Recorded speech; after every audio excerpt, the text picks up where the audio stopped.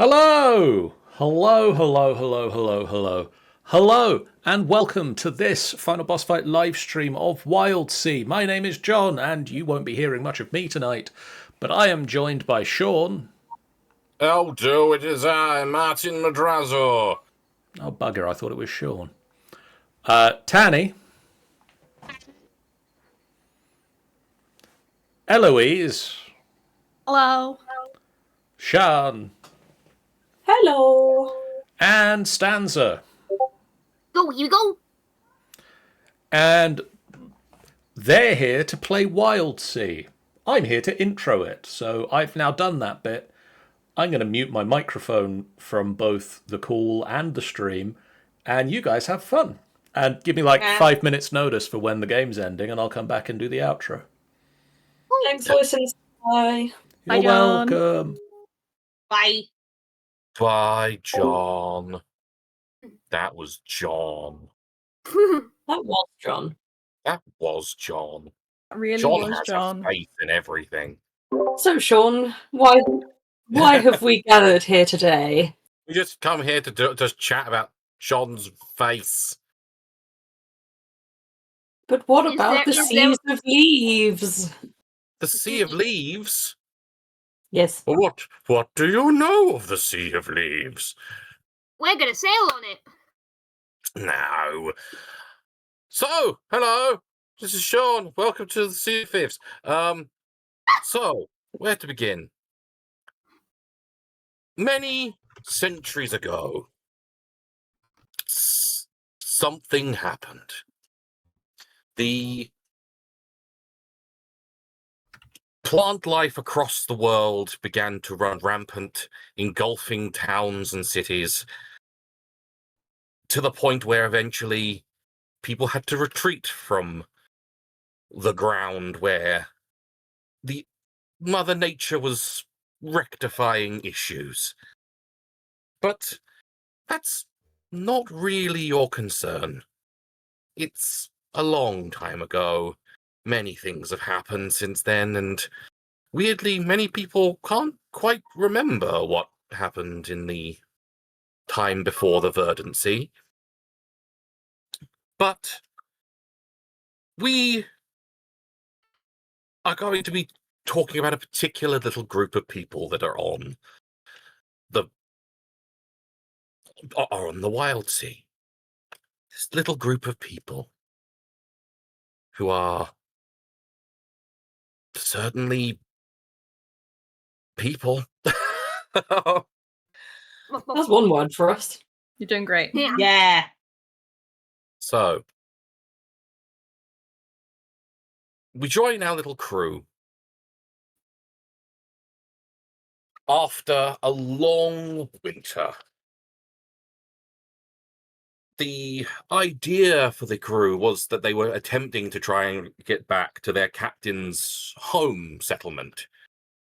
But things went wrong, and they had to hunker down on Gogar's Retreat, which is a kind of small, the peak of a small mountain that kind of overhangs around the edge. So pretty much the settlement resides on almost like a disc of rock, where ships are hoisted off the sea for the winter to prevent them from falling through into the under eaves, which you don't want your ship going into the under eaves.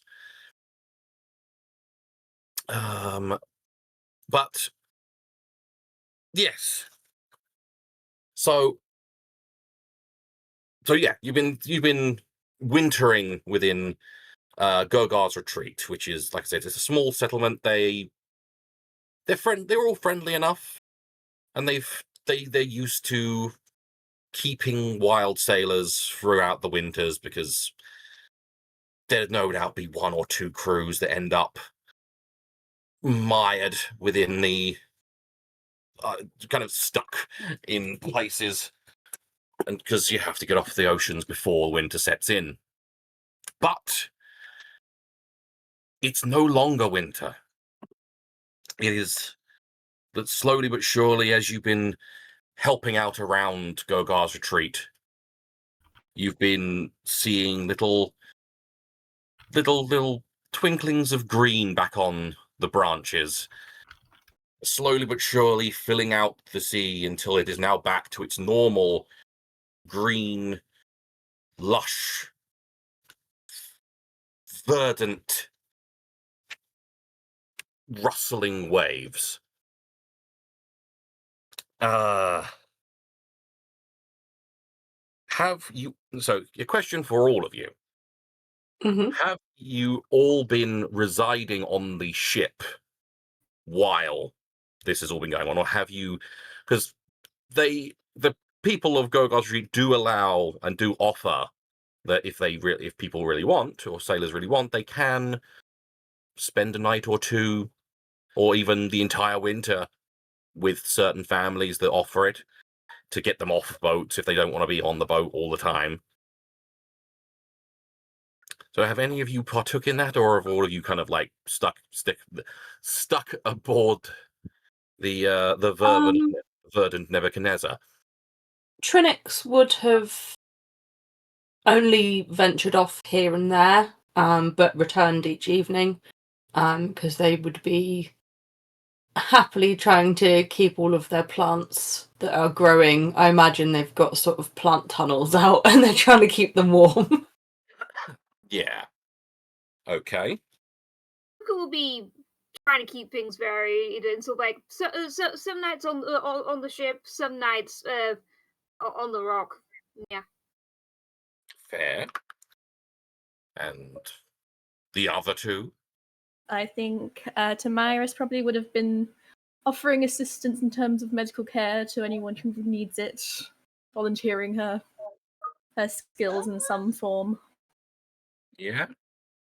Skipper would be slightly exploring some areas and then coming back, and then having a habit of bringing little trinkets and such back. So you've been Okay, now yeah, as soon as Tuka gets wind that you're doing that, Tuka will insist on joining you. Just like delve in, crew. The magpie friends.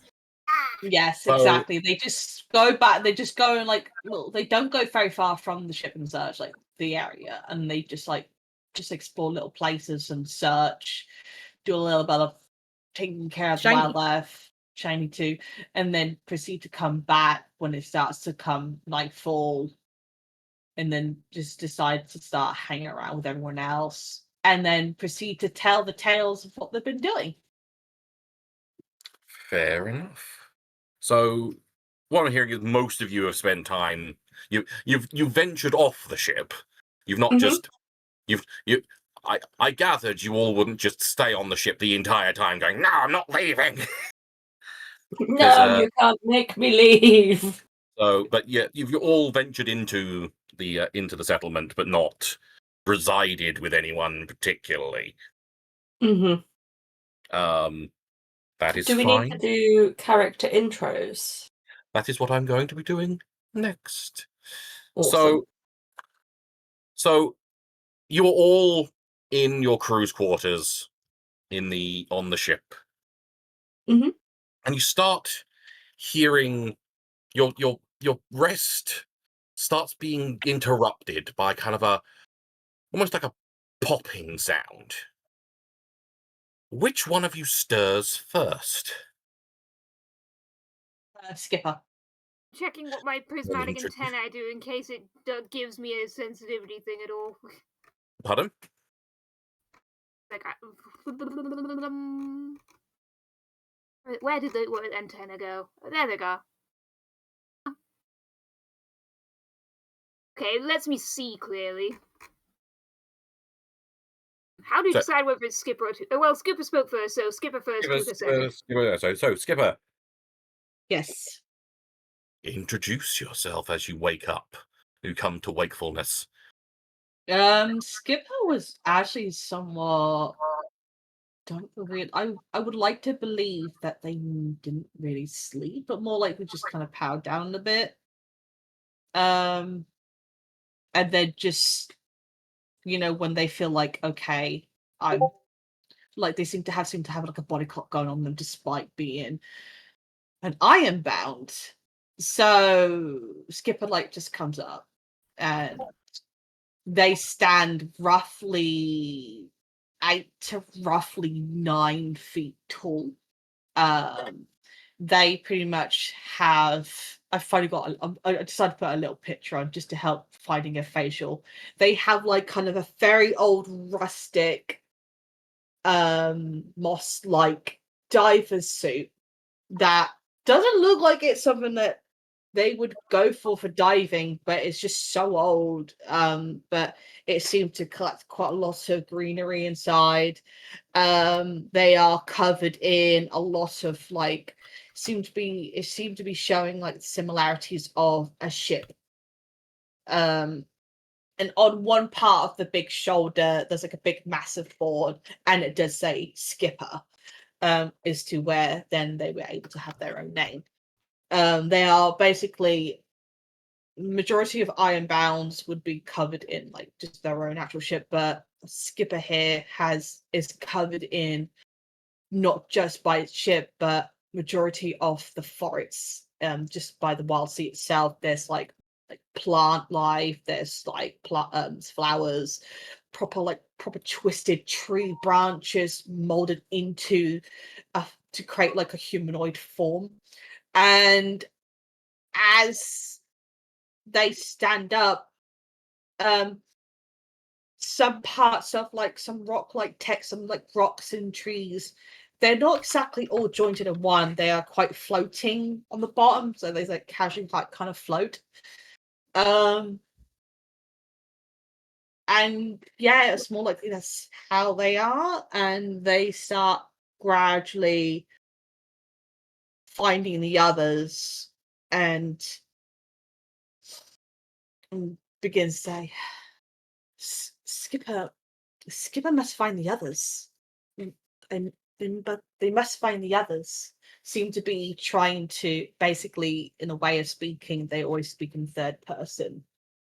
They don't gesture them as themselves, but as almost like speaking of like a story, like in a different perspective.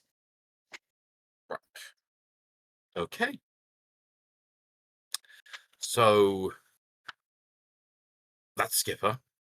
You've been roused by these odd popping noises. Who comes to next with this? You're all kind of coming to at the same time, but yeah, who's next to be roused up after these popping noises, and then kind of a clattering of Skipper coming to? Tuka. Tuka!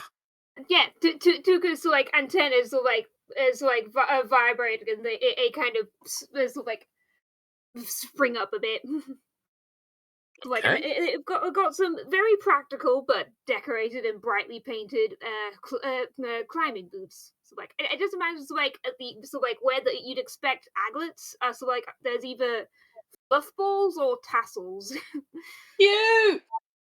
Yeah, so like they're a Mothrin, so moth person. Yeah. And so like and Mothrin like painting their wings, and so like and one of the little projects Tuka's been doing over the winter is like is painting something to symbolize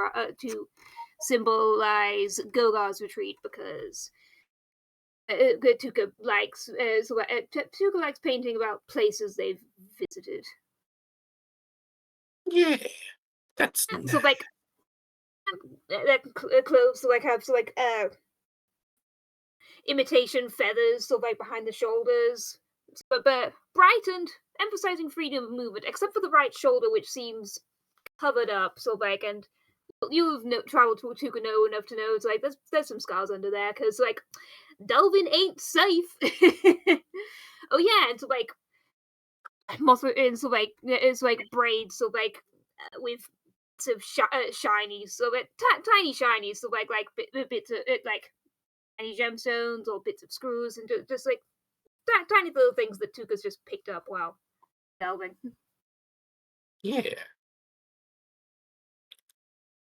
So after Tuka rouses from their slumberness who is next being woke? Because you're all kind of like I said, you're all being aroused by this odd noise. I think Tamyris is going to stick her head out the door and be like, "Are those normal noises?" So, In which case, Trinnyx will open the door the other side and be like, no, it's not. uh-oh. And so what do you two look like then? So, Tamyris, she is an acolyte from an abbey / convent, whatever you would describe it, a religious institution where she Yep. has been educated for practically all of her life. She has been she's been trained in herbology and potion making, especially with a healing bent to it. She is incredibly interested in flora of the Wildsea, and much like many of her fellow practices of her religion, is given to a desire to roam the Wildsea, to discover new plants, and to spread herbal healthcare. And because she is raised in an abbey, she is very modest in appearance. Even though she is from a wealthy family, one might not know it because she is practically always dressed in her acolyte robes, which are basically plain, simple clothes, basically. Fair enough. And she is an Ardent, correct? Which is She is. basically, for those watching that don't know, an Ardent is a human. A slightly evolved human. Slightly different human, but as Basically human. as close to basic human as there is in the Yeah. wild. Post-virgin age. And last but by no means least, Trinnyx. Trinnyx's head will float out of the room first. The body follows slightly, like it's not far behind, but it's just not quite attached properly. She is a Salicrae, which in most senses usually is spiders, but Trinnyx is made up of a colony of bees. Bees! So yeah, first thing in the morning, it takes a little while to get the bees all in gear and all on the same sheet. It's Some an aren't morning increasing people. groan as Trinnyx wakes up. And yeah, many tiny groans. so like the dress I said she wears groan, like not groan, but that's funny too. a same. She's wearing like a sort of pinafore dress that's got big pockets in the front and dirt all over the front because she's usually found tending to crops. Has pockets. And yes, it definitely does have pockets. More pockets than maybe it should because she keeps losing things in them, but you know. She has a kind of sort of face covering, but she hasn't settled on which one yet. So it changes occasionally. It's sort of fabric held across where her face is. It could be like something like she can like just like, oh, I feel a bit pinkish today, and wear like pink floral fabric on their face. She just sort of, you know, it's practical clothing, but occasionally she feels fancy and might put on a snazzy hat. It really depends. And the fabric that she is wearing is waxed fabric, as part of being bees and collecting honey and all of that.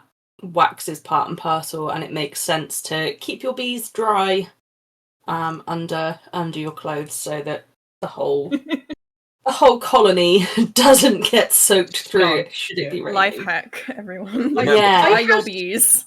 Remember, kids, keep your bees dry. Yes. I have a thing to say, guys. I just noticed something. Except for Skipper, y'all in your teas. Yep. You got T in your first name. Your first letter of your name. It's Skipper, right? Oh my god, I did not notice that. Skipper, time to change your name. No, Skipper, do not. That'll be like I'll someone just scrapes a T onto Skipper's. How does it work? I'll be like, Tikippa? Kipper. Be cute name, but I wouldn't know how to work. Someone scrawls a T on, So, on her metal you've- outside. Like I said, Super. you're groggy from whatever you were doing the night before. What were you doing the night before? Just out of curiosity. Or just working. Come on. Tamyris Skipper was would probably very- be like, we'll be coming back to explain the tales that you have done again. Yeah, I was wondering if Tuka and Skipper were comparing shinies. Like, I Though like to on this imagine now rock, it that would probably be like stuff like just like this cool looking rock. I want to imagine now that the ship has slowly but surely become like Ariel's cave from Little Mermaid. Slowly but surely, just all these assorted falling out It's falling out of every nook assorted- and cranny. all these Very assorted much bits of started crap that of- in sort of like in Skipper and Tuka's rooms, and it's spreading. So There'll probably be like a B or two, there'll be like a B or two in Skipper's room. Aw. Because poor Roger is like this beetle. I was like, because at one point there's a thing called you are connected to questing insects. So there's a high chance that most of Trinnyx will probably be hanging out with Skipper for a bit. Oh, So Look you've at all this awoken stuff. groggy, Mhm. and you're just like you keep just hearing these kind of like it almost sounds like a pot being smashed over and over again. You have a kitchen, right? You'd have a place to cook. You don't actually have a mess hall or anything like that, but Oh, I'm going Where to is check the the sound place where coming we from? cook first, because that's what Tuka's brain is thinking of right now. okay. What was the thing? Someone else was also saying something at the same time. Where does the sound like it's coming from? Sounds like it's coming from outside. Outside the ship or outside the room? Outside the ship. Ah, crap. Just imagining someone collaring Tuka going the wrong way. I'm gonna head up onto the deck then. So, anyone Skipper just randomly joining? says, Trinnyx? yeah, Skipper's Start- just then like, the adventures begins again, and proceeds to walk and starts to float over. And then we just look back and be like, Tuka, this way. Okay, This way. You Skipper all head on, apologizes and follows. First later. all thump up to the deck, and it's just like further. You see where this noise keeps coming from. It's like further into the settlement, further into town, like probably on the other side of town. Wow, There that are- was so fucking loud. You just start seeing these puffs of colored dust just going off, and as you try to scrutinize them further, you realize that they're pots, like ceramic pots, flying up into the air and then bursting with this colored dust, like blue and pink and yellow. Ooh. Yeah. Is how they dye things here? They just make things explode?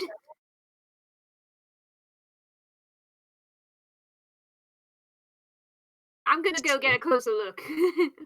Skipper wishes to join. So I've got two heading off to investigate. Any more off to investigate? Reluctantly following behind. It's just Dragging the Trin- last couple of bees away from the farm plots. You're just taking off the nightcaps off the last few bees. Aw. Come on, Jeremy. Come on, Travis. Come along. And I'm gonna bring the you rats. all start making your way through the settlement. The settlement's fairly.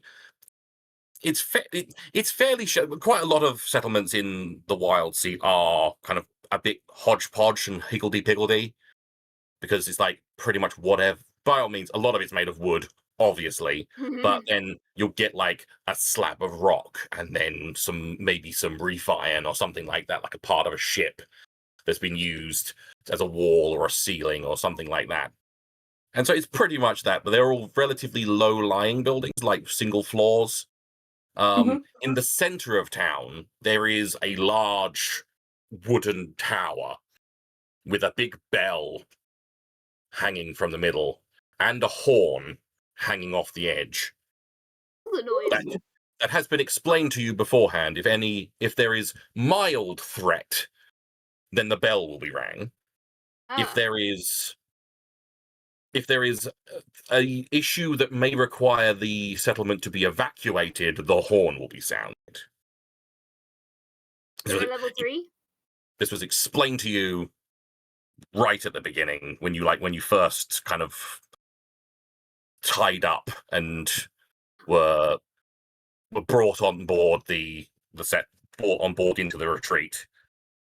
Yeah. They explained what everything was, just so you weren't wondering what the hell the bell was about. Or being a minx and going to mess with it. There's always a person stationed within it.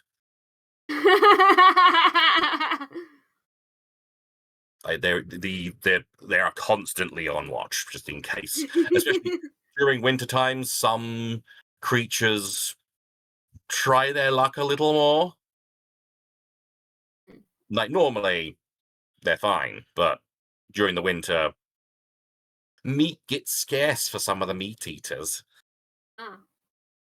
But anyway, you go running through, or walking at a pace, or whatever, through the town, and you come to kind of the other side of town, and it is awash with color. Mm-hmm. There are colorful stalls set up, people laughing and kids are running around, and there's these pots bursting in the air, and it's some sort of festival is going on. Ooh. Cool.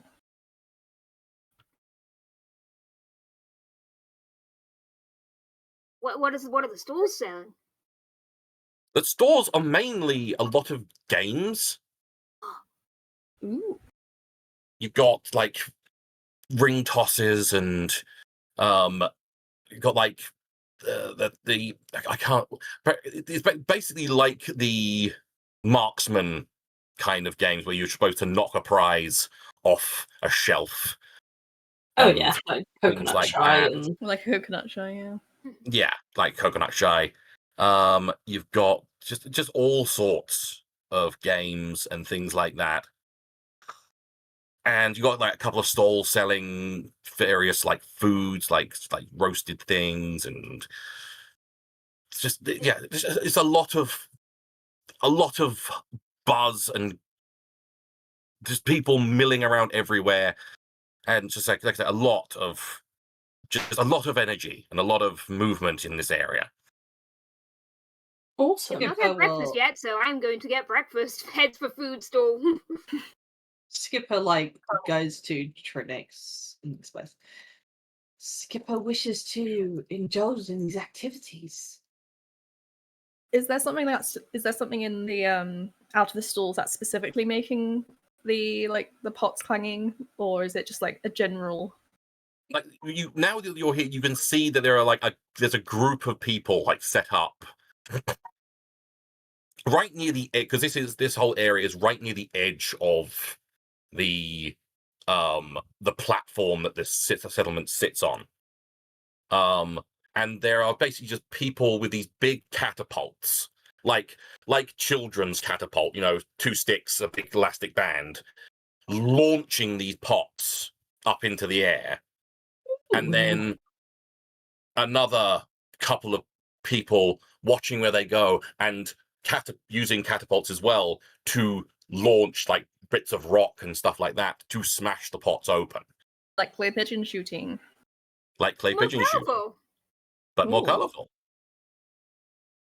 It's hard to do fireworks when you can't have fire. Forgot about that. This yeah. is true. This is true. Dryer works. And so we had Tuka running off to a food stall. We'll deal with that first. So you go running off to this stall, and it's got a metal rack set up with very glum-looking beetle underneath the rack, just kind of, and it's like its wings are almost glowing red with heat. Oh, Ooh. fucking beetle. And on top of the metal rack, is a skewer with various meats on it. I would like to buy the most pungent one. Most pungent. Yes. So bear with me a moment. Looking at the most pungent. I'm not looking at the most pungent. I'm just looking. Where is it? Where is it? Yeah. So yeah, you go up to this person. The person behind the counter is a ardent, kind of a middle-aged ardent man with like a salt and pepper beard, and he says, "What can I get you?" I would like that one, please. Yes, yes, yes. Just That one. pointing it. We would like some sauce on it. Oh, if that's recommended. I recommend the sauce. It's my own recipe. Oh, then yes, yes, please. And he kind of like the I never know what they're called. Like the honey, like things. I can't remember what they're called. They're like the little rounded. Those little sticks which you pour stuff with. Yes, pretty much. That's a mental And image. he pulls that out of this pot and just kind of like drizzles it over the top of one of the skewers. It's kind of like thick brown liquid, and he hands you over to that, and he hands it over. Thank you. Enjoy it. It's and enjoy the spring bloom. Oh, spring bloom. I see. Yeah. Happy spring bloom. Happy spring bloom. And he goes back to his griddle and just starts. Gets another like raw skewer out and puts that on to replace the one you've just bought.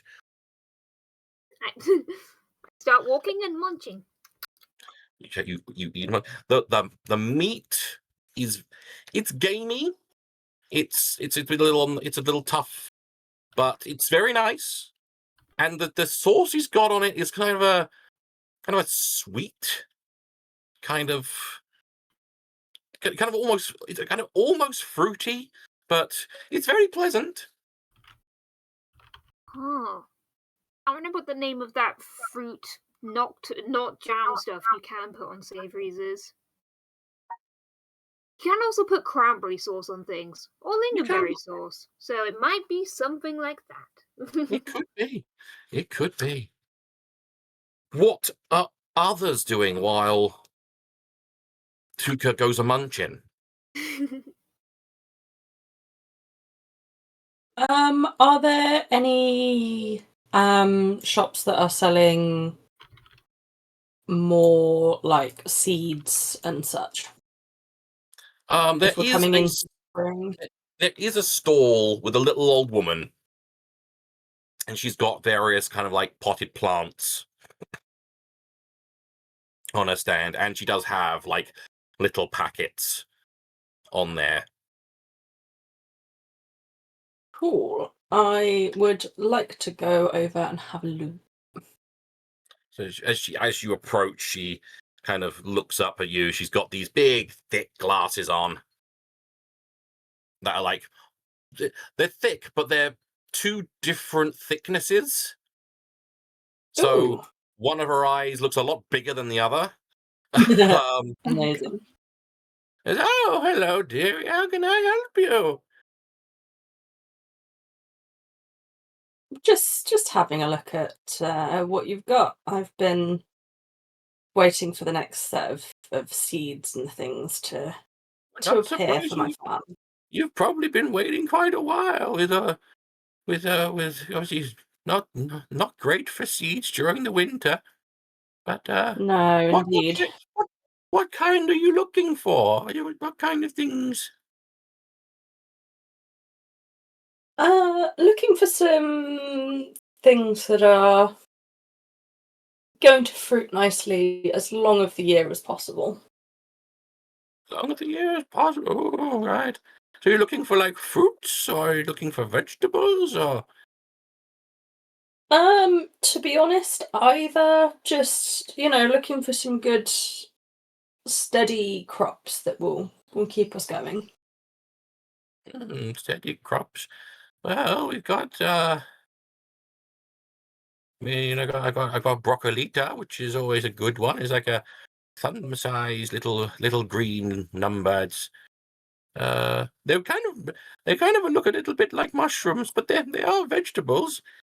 They're good for get lots of iron in your blood with that one. I've got kachasnips. They're a good staple. What else have we got here? I've got we got cloud onions. They're nice and crisp and all that, but they do kind of go a little bit iffy when it gets colder. Tell me, the first two you mentioned, would it be possible to trade some seeds for some honey? Possibly, yes. I can give you a bag of kachasnips for some honey. Yes, let's do that. Okay then. And she like rifles through, like almost like going through like a card catalog at a library. She's just like flickers through this little, oh, here we go. And he just pulls out this little pouch, and it's got just it's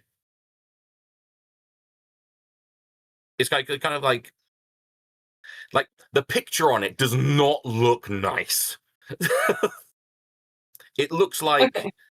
it looks like a blood-stained tooth with a leafy Gosh. stem sticking out of it. Damn. Okay. Damn. I was gonna ask, like, does it look good for us? But it doesn't even look like that.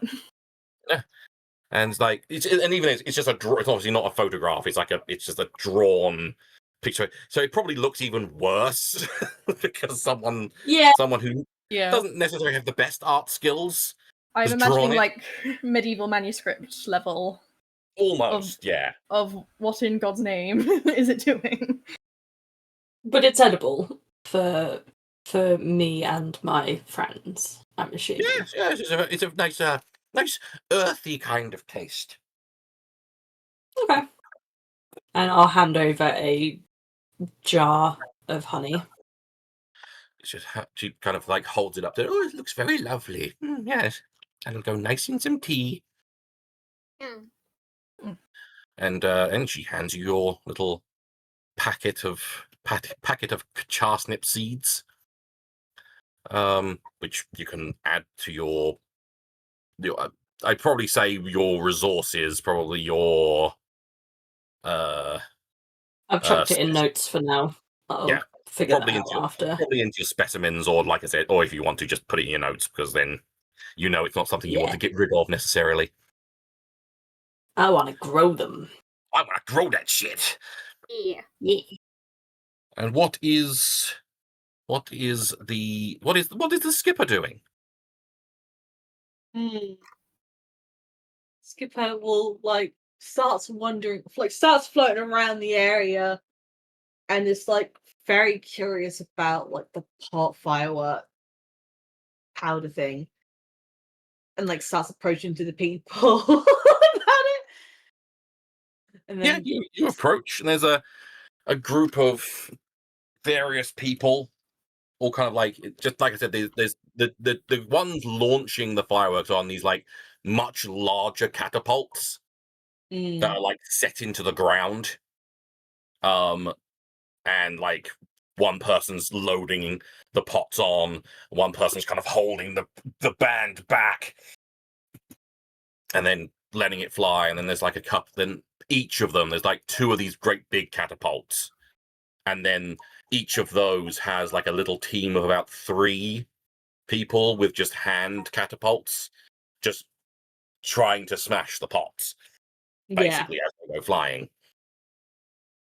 And yeah, they're all busy doing that. They kind of like clock you approaching because you're hard to miss, but don't really like if you hang around like staring without saying anything for too long, they will inquire. But are there like any like little like colored powders and pots about? there's like a pile of these pots, like probably a fair like. I'd probably say there's a good like 50 to 100 of these pots. Then they have all the colored powder in, yeah. They seem to have already been loaded. Mm. There isn't any powder around, but Skipper like approached one of them. Skipper sends greetings. Skipper wishes to be covered in colorful powder. like the two of the the two groups of these people just like kind of like turn around and you want to be covered in the powder.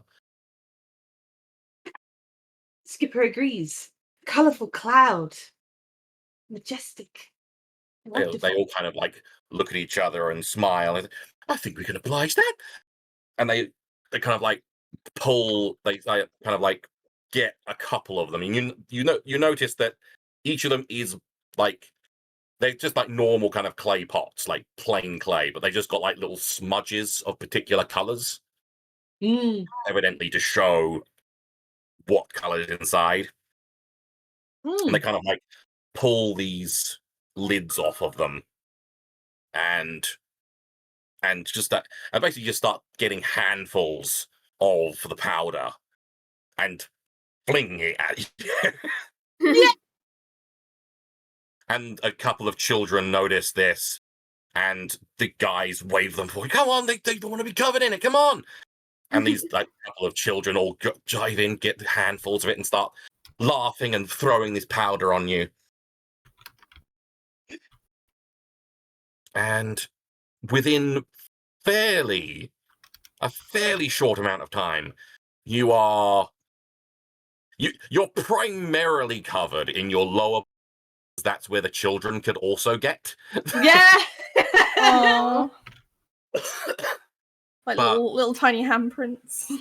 Yeah, and I'm gonna say for extra adorableness, the last one is this really tiny little girl gets picked up by one of the men, doing the pot firings, and just brings her up to your like face level, and she just puts both her hands on where essentially your face is. The No. diver suit helmet, it's like proper like Yes, you just got these two tiny handprints either side of your like visor of the helmet, and you are bedecked with color. Skipper thanks you with such delight and excitement. You can just hear it in their voice. And like there is like a color that Skipper normally goes to, and it goes to like a slight little yellow, like into like where the diver suit is roughly, and like somewhere in the middle of like the torso bit. So it goes slightly like a glowy yellow kind of thing.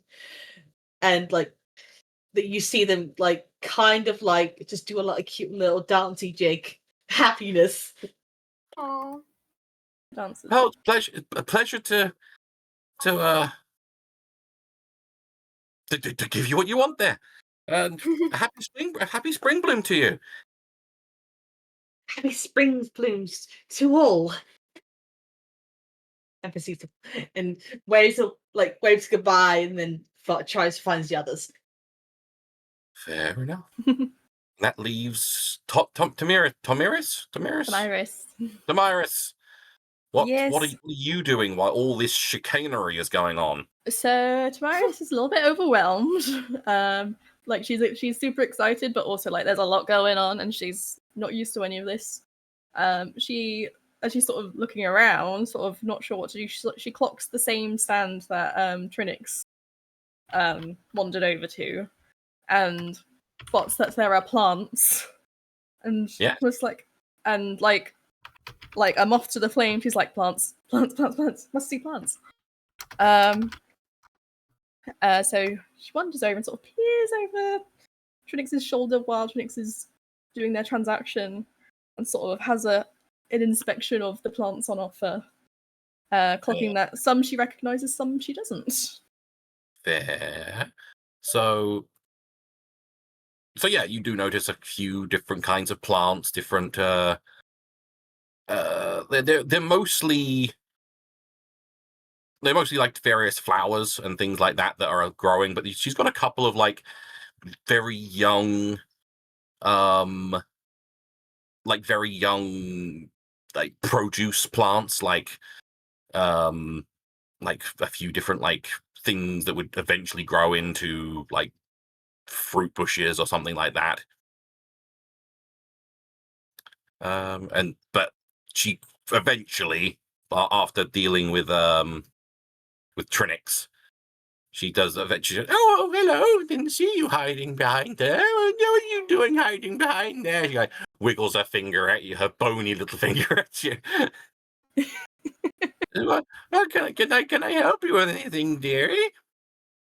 I'm interested to know what your plants you've got here. I'm interested to know what staple herbs you grow Herbs of your Oh, region. we got a couple of herbs. We got here. We've got herbs. We've got some.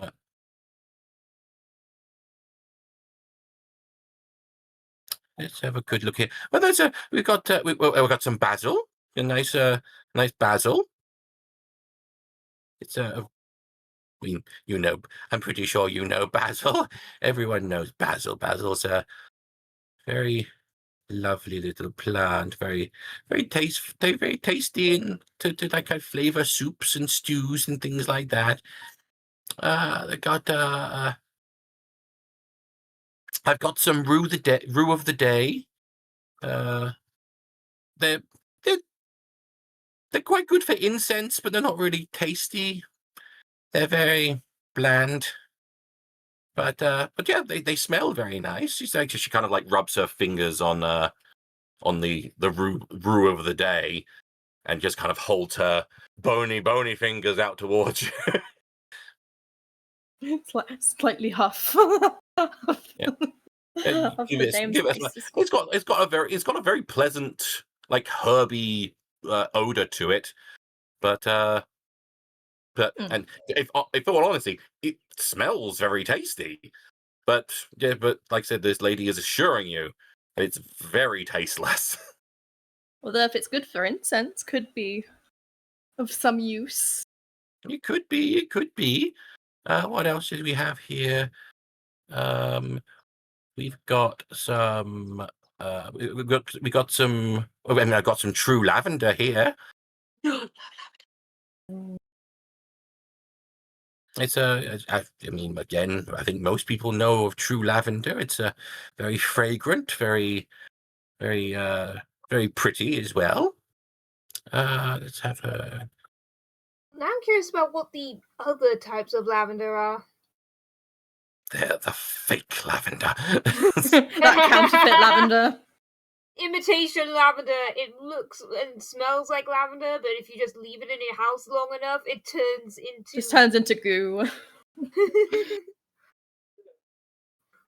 What else do I have here? I mean, and I've also got some strapling, which is it's a very, very aromatic herb, but usually best to remove it from any meal that you've been preparing with it, because it doesn't taste very nice on its own, but it imparts a very nice flavor into other food.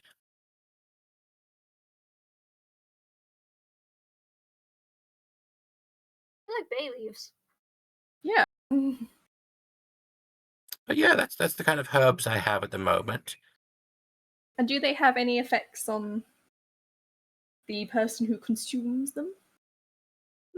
Not really. They're mostly They're mostly just flavor and smell. They say lavender is a soothing smell. True. It is very soothing. Although I think I'm mostly interested in the one for incense. I can't remember the name of it, but The brew of the day. Yes, that one. I shall take that one. You should take that one. Yes. What do you have to offer? Oh, good question.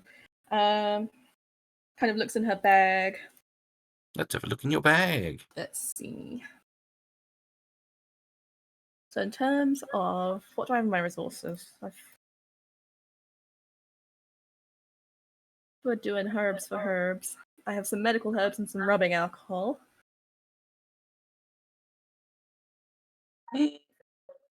Don't really have any need for that. I mean, I'll gladly, if you have a 1 second. I mean, I'll gladly accept some scratch if you have scratch. To explain scratch. To explain scratch. Basically, there's no normal money in the game. But in your adventures through the sea, you pick up like bits of amber, mushroom stems, rusted bolts, various just detritus that kind of accumulates in your pockets. Lint! Like stuff, not lint, but literal just like bits that are on their own aren't particularly useful, but they might be useful to someone. Goblins. You can go with that. And so it's assumed that at all times you all have scratch on you, which is enough for cheap things. Hey. Yeah. And so basically, to get back into character, so yeah, I can give you like a clipping of the Rue by Day for some scratch if you want to. Can do. Yeah, I can do that. And so you reach into your pocket and you pull out like a handful of like I said, like chippings of amber and some bolts and a couple of other bits and pieces, and she takes that in her wrinkly hand. And she pulls out this tiny little pair of shears and she snips off a couple of clippings of the Rue by Day. And she pops them in a little packet for you. And she says, yeah, if you could just make sure you get those into some water or possibly some soil, and they'll grow up nicely. Thank you. An amusingly ominous name. Yeah. I don't know what you're talking about. Right. Rue by Day. Rue of the Day. Rue of the Day. Yeah, I was getting it wrong. They will be ruining. How do you spell that? Hang on. I shall pop it in the old message. Not as them. I don't want to message as them. Just a message in general. Rue of the Day. No, I don't want to include a thing. Rue of the Day.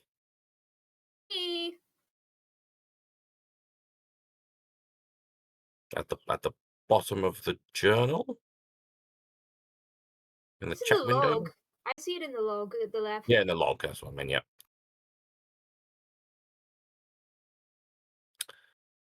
So, you have all kind of moseyed around. You start moseying around a bit more. You see other stalls and things like that. And you suddenly notice a big crowd. Like at the front of a fairly bigger stall. And they're all kind of like huddled around one area, kind of all like shouting and like laughing and calling out and saying, come on, you can get him, God! They're all kind of like goading something. I would like to go and have a This look. takes Tuka's attention away from complimenting Skipper's bright powder, and so and Tuka tries to find somewhere to climb up to get a view over the crowd. Okay, Tuka's going to attempt some climbing. What are the rest of you are going to do in this situation? I'm assuming we all met up now, right? Fully. Yeah. I just assumed Tuka had met up with Skipper and was chatting. Yeah. Does Skipper still have the handprints over there? Of course. Yes, everything is still there. What's going on? Greetings. Oh wait, hang on. Let me just rephrase that again. Skipper says, Skipper. I lost words. Skipper greets you. Hey. Skipper greets. Tell me. Behold, Skipper is colorful and bright. Skipper is indeed colourful and bright. I love it. Very much. Pretty. Yes. I'd like to try and lift myself up slightly to see over the crowd if I can. Yeah. I'm kind of assuming I might be able to gain just a little bit of height. Shuffle the bees around. Shuffle the bees around. You can gain like a foot Elongate. or two. Just put all the bees in a line. Tuka's going to attempt Single file bees vertically. Tuka's going to attempt to climb. What is Skipper and Tamyris? Tamyris is she's going to sort of gingerly approach like the back of the crowd, sort of hoping she can sort of spy between the bobbing heads. Yeah. And the Skipper?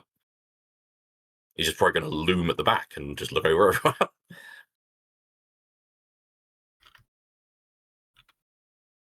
Hello, Skipper? This ain't overwhelming right now. It's so cool. So what is everyone doing so that I can just remind myself? So Tuka's going to attempt to climb up to a vantage point to see what this big crowd is looking at. Yep. Trinnyx is going to be just like loitering at the back, but trying to peek over the top as best they can. Yeah. Tamyris is going to be just trying to peek through the crowd. And then there's you. Oh, Skipper goes to Tamyris. Does Tamyris wish to be lifted by the Skipper? I don't Bearing mean in to mind that trouble you you, probably Skipper. get colourful powder on you. They don't get that. Yes, please. I would happily take that. Skipper will lean down a bit, to be like a stepping point and leave and like pull their like hands out kind of thing. They're like their makeshift hands for Tamyris and Trinnyx possibility to climb onto them. Aww. I mean they're 8 to 9 feet, so like by the time you get up, you've got more of a vantage Very point. high. Very tall. As for Tuka, I feel climbing to a vantage point is going to require some degree of roll. Yay, one of my good ones. So yeah, we need an edge if you have an edge that applies. Can I be graceful? You can be graceful. You can be graceful, of course you can. And then you've literally got a skill that is all about climbing and vaulting and stuff. Anything else I need, or just roll? I believe that's it, because I believe the other possible bits for. Ooh, Oh dear. that is a conflict. So you manage to climb up. You climb onto a nearby. Pretty much, you climb on top of a fairly sturdy looking tent, like another stall. And you climb on top of that. And for now, that's all.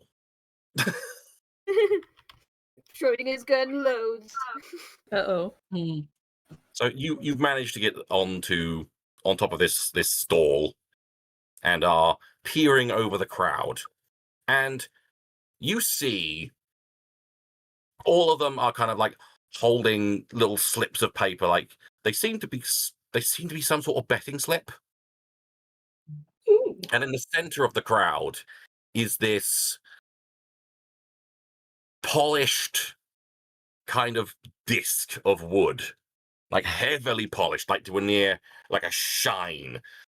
And on this bit of wood is these two spherical creatures. They are just almost completely round with...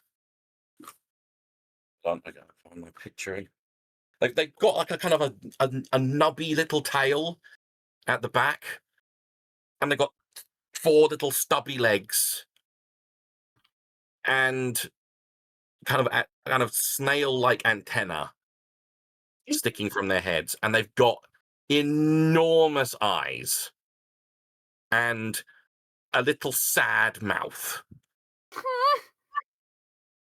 which I will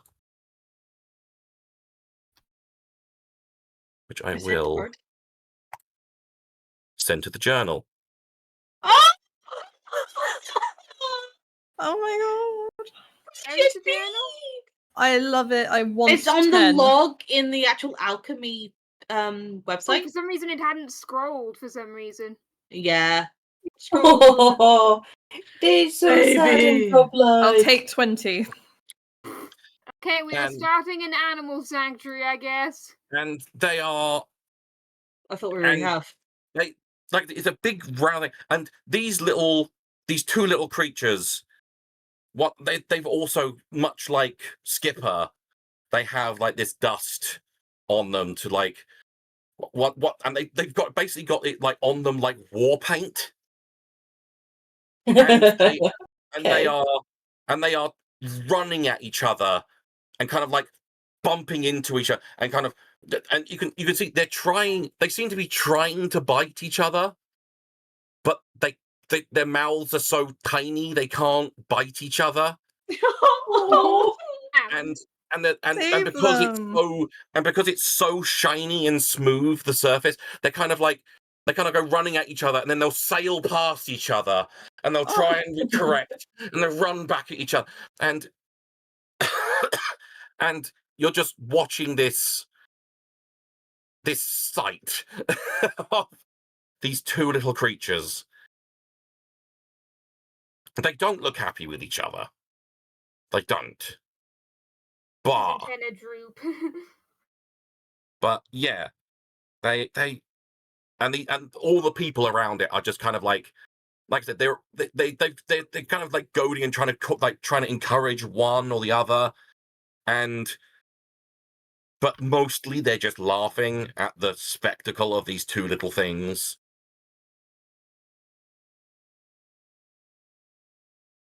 Poor little guys. Do you say that aloud? No, that's what she's thinking though. That's what she's thinking there. Yeah. And you could... Is this talking to the others? Is this a sport? It looks like it. Skipper does not know. Seems But unnecessarily cruel. Skipper find these creatures delightfully I know. adorable. I mean, when I heard the crowd description, my brain was just like, please don't be dog fighting. It's like, well, it's not dog fighting, at least. It's... Monkey's paw. Like, I mean, there's a crowd of people. You could inquire about what this is. Yeah, I think Tuka will ask what those creatures are. These? They're swoops. Swoops? Swoops. Swoob. What swoops? Oh, The B or P? in the log. If you scroll down, probably, because it probably hasn't. Swoop! It's a B. Oh, it is a bee. and the guy who's kind of responds to you kind of goes to answer, stops, thinks, turns to the guy turns to the guy next to him. Anmo, how would you describe a swoop? And he kind of, and the guy does the other guy he turns to does the same thing of just they're tenacious little buggers. I suppose is the best way of putting it. I can see that much. Why are they fighting? Oh, they're males. They're very territorial, but it's not hurting them. Don't worry, it's not hurting them. Like basically, they are tenacious little buggers. And the first guy goes, well, but basically they no one really knows where they came from. They're kind of all over the sea now, but they only eat like fruits and vegetables and things like that. They're not like their meat isn't any good. Nothing really hunts them. Anything that does try to hunt them eventually gives up because their hide's too tough.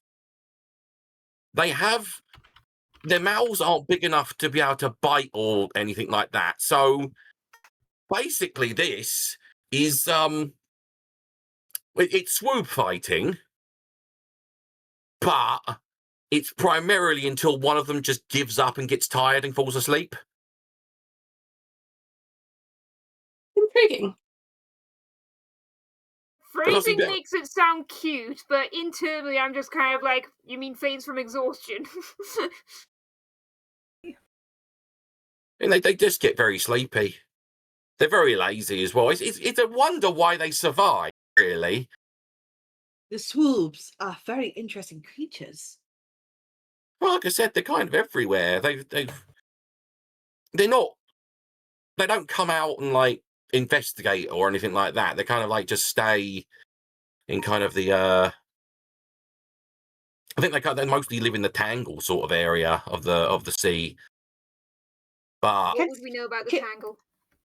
The Tangle is pretty much where most ships sit on the ocean. So on the surface, sea. basically. It's like the surface. Like in terms of the areas of the sea, you know all this because you're sailors of the Wildsea. Yeah. There's the very top is the thrash. That's where all the leaves are. It's where that's where obviously you want to stay above the thrash. Yeah. I could have sworn there was a layer of that in the book, correct? There is. In fact, if I try and have a look here, I might be able to provide you. Because if that's, you can always explain and we see the picture later. I think I might have to do the picture later. But yeah. But yes, there's the thrash, which is like I said, is the place of life and trade. It's the very top of the canopy. It's where you want to be above.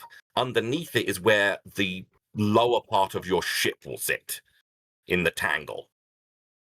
Sure. So it's underneath the leaf. So you can't necessarily you might be able to catch a glimpse of the odd creature in the thrash, but mostly a lot of stuff is hiding in the Tangle. Yeah. And then there's more and more layers that I'll go into another time. But yeah. So yeah, they mostly live in the Tangle, so they don't really. Occasionally they'll come out and have a look around, but yeah, they're an odd little thing. They're odd little things. They're odd little things. Yeah, seems like it. So if they're fighting, is that just a seasonal thing then? Or like are there females around? Is that sorry? What now? You said that they're fighting. It's like kind of territory and.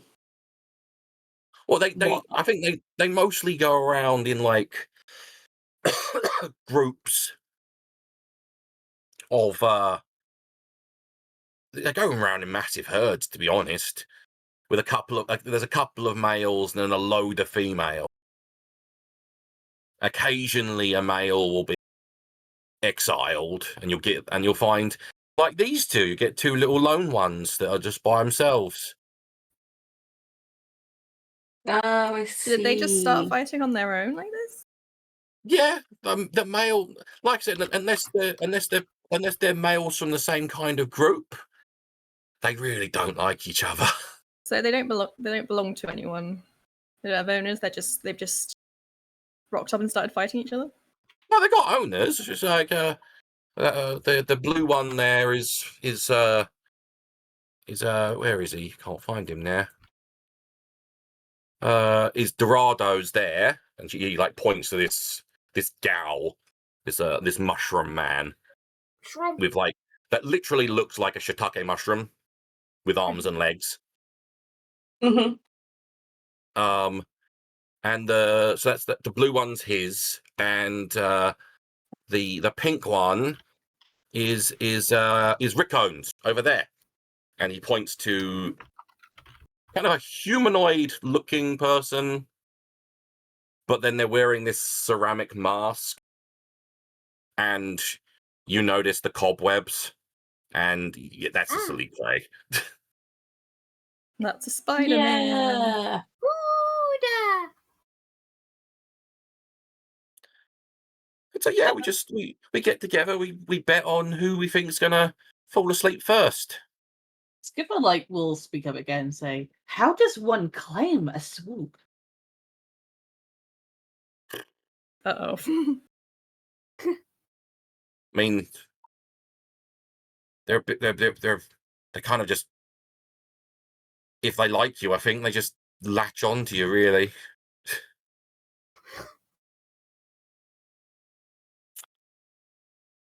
Or if you find, as I said, if you find with these two, like I said, those two said that they found them on their own.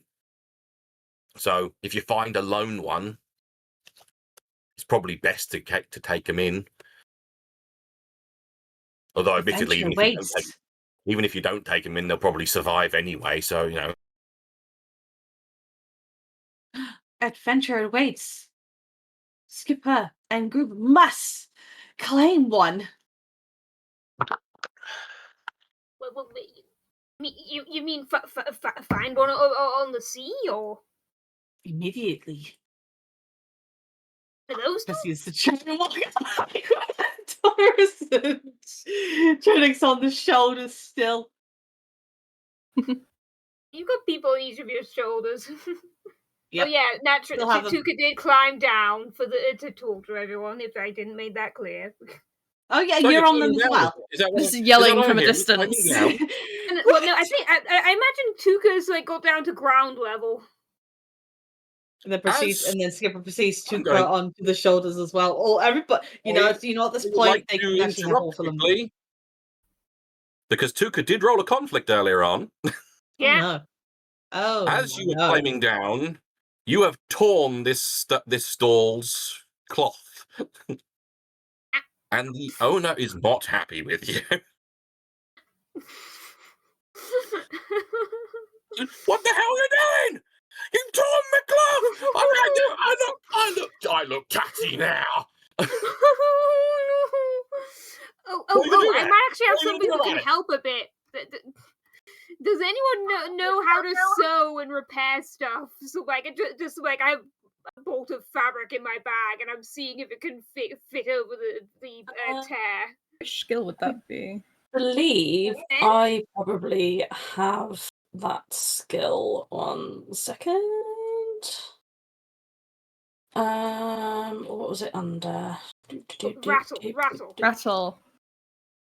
Yes, I have full in that one. Full rattlification. Yes. So Tuka is very apologetic, takes out a bolt of fabric, checks that it's big enough, and so like, and it looks pleadingly at Trinnyx. Do you have a edge you can add to it, or do you have nothing to add to it?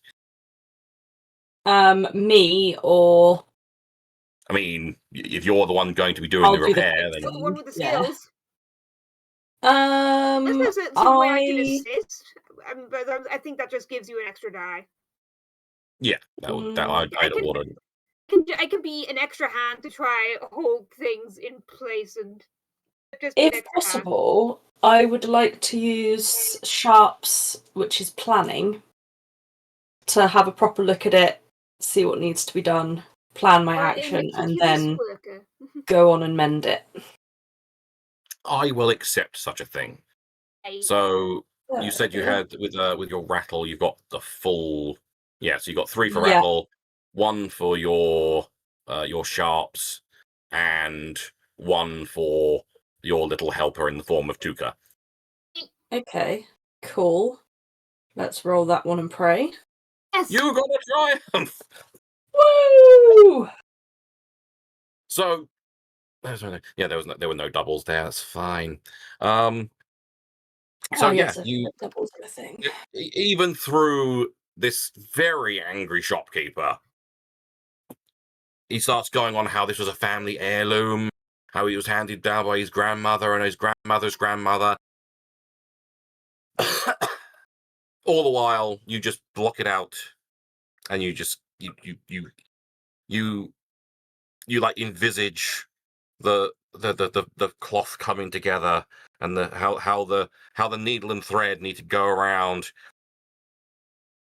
And There's just patches of bees sort of holding bits of fabric together, like bridging their way across. That's what you use instead of the pins. You use bees. Yep. And bees but yeah, are hanging on you to manage it, you manage to sew together this person's cloth, and you can't. And then, don't let it happen again. He says, pointing a meaty finger at Tuka specifically. Yeah, do I remove the bolt of fabric from my resources, or? Yes, I would say if you've used it to repair this tear, then yeah, remove that from your resource. All right, I need more loot. I do have a damaged flute. You do indeed have a damaged flute. As you are about to leave the group on the swoop fights, you hear a familiar voice in the crowd of people cheering for the swoops. Mm-hmm. Just hear, come on, I've got money on you, Pink. And you look at the source, and you see Captain Damard, your captain, in the crowd, getting on this.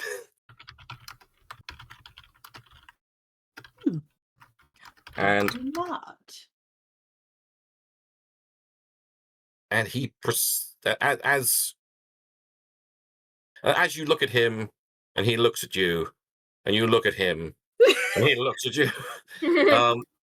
He clocks you eventually. He goes, he pushes his way through the cloud. And he's a big man. He's like very broad-shouldered. What? He's got a white beard. Is he ardent as well, or is he also? He's also ardent, yes. Right. And he's wearing like a brown leather coat, and like just cloth pants and things like that, and big pair of boots. And he's got a sword on his hip one side and a large gun on the other. And says, I see you've come to the festival then. Yes, we heard the noise. Yes, I meant to tell you about it, but getting everything ready for the off, either later or tomorrow, kind of slipped my mind. Skipper would proudly say, Skipper is colourful and wonderful now. I've seen that. You've got You got a lot of color on you. But, you've been having fun on the Spring Bloom? Immensely. It's just a little... It's one of the reasons I quite like Gorgar's Retreat. They have this little festival to see off any visitors that they've had and to see in the spring.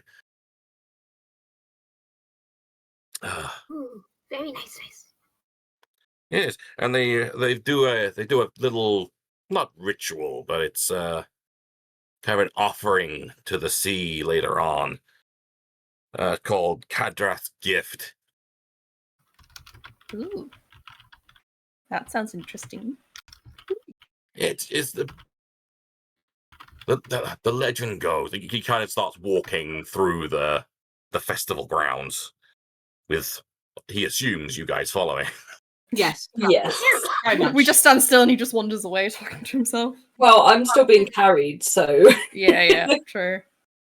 And so basically there used to be there was tales that there used to be this Leviathan that made its nest around here. And it used to cause all sorts of havoc until they decided to, maybe if they satiated it with a gift, that maybe it would leave them alone or possibly like protect them during the spring and summer. And so they started gathering together just a big offering and sending it out into the sea, and either through the Leviathan actually accepting it or just sheer coinky-dink, the Leviathan's attacks stopped. And anytime there were any sort of pirate gangs or anything like that trying to move in, they'd suddenly be attacked by a Leviathan. It'd be very weird. So yeah, every spring they send out the Kadrath Gift, and he kind of like indicates this. It's kind of like a barge that's set up near the edge of the plate, with this like pile of just various things. There's like baubles and food and like just artwork and things. Just a lot of just assorted stuff. Yeah. To the point of, I'm going to say that one of you sees something in the pile that you really like. Ooh. Who Oh, no. sees Crow Skipper, that is the question. who sees the thing, and what is it?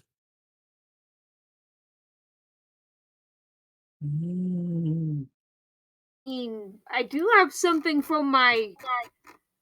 I was like, hadn't necessarily found it down. It's so like it's.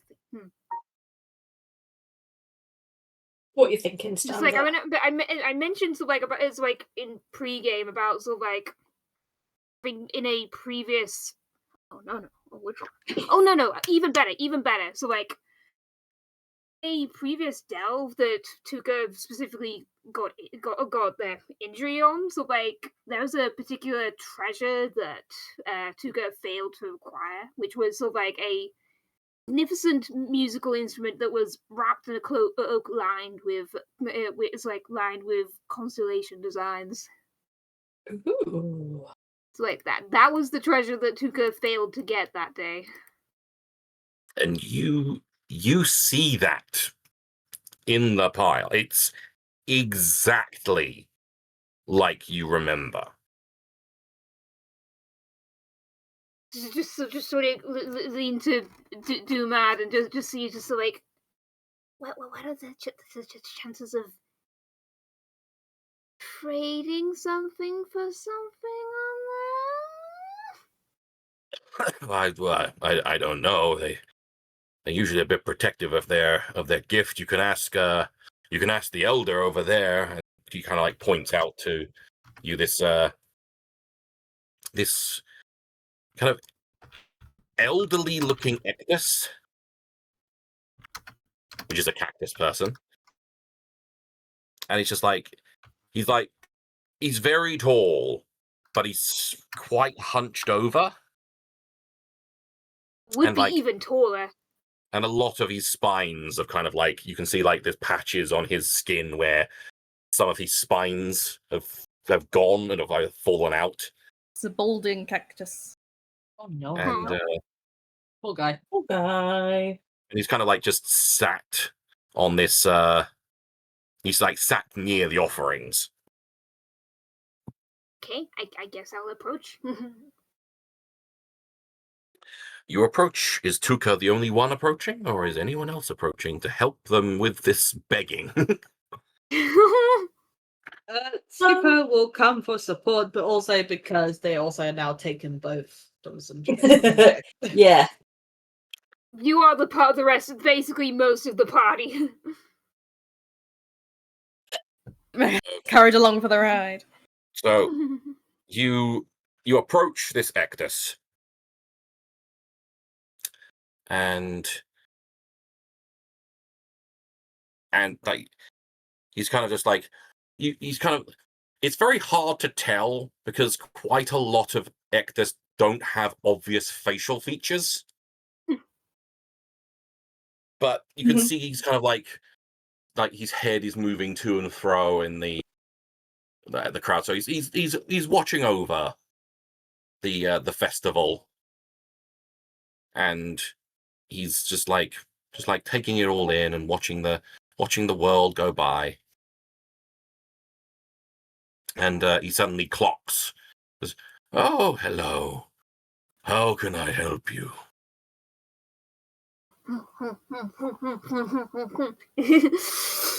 Tuka trying to figure out how to formulate the query, just like. Do you have an offering to make for Kadrath's gift?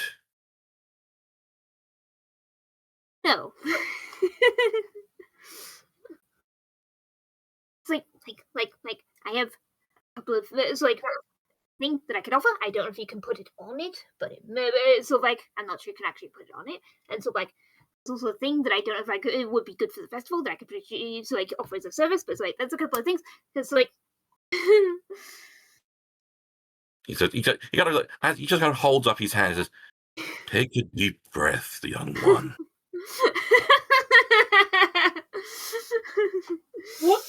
What kind of things are worthy offerings? Will you take a whisper? Was anything that means something. Many people here have given up. By all means, some have just given food and things to that extent, but others have given up precious heirlooms or personal pieces of artwork.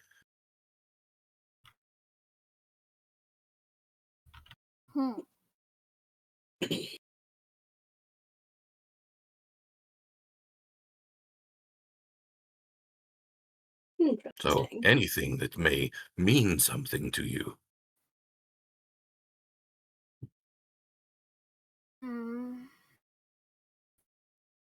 Yeah, it's sort of like it's not like. Don't know if I can I have a bit. Sort of something that's sort of like that I would have as part of sort of like Tuka's story, but like isn't strictly speaking on my sheet, so I'm not sure whether that would be an option. As long as it's not something overly ridiculous, I'll probably allow it. I was thinking it was like one of Tuka, one of the letters Tuka has from their sister Zazika, who is part of the reason that Tuka is out here. So you hold that out to him, and he doesn't like read it, but he just kind of like hold it in his hand. This would be a worthy offering. If I ask, may it be so bold, what would you require for a Trade. Just like looking at looking at the barge again. A trade? Oh, we don't really trade in the offerings. The offerings are made with trust by the people of the retreat. I'm not sure what Kadrath will feel if we trade on it.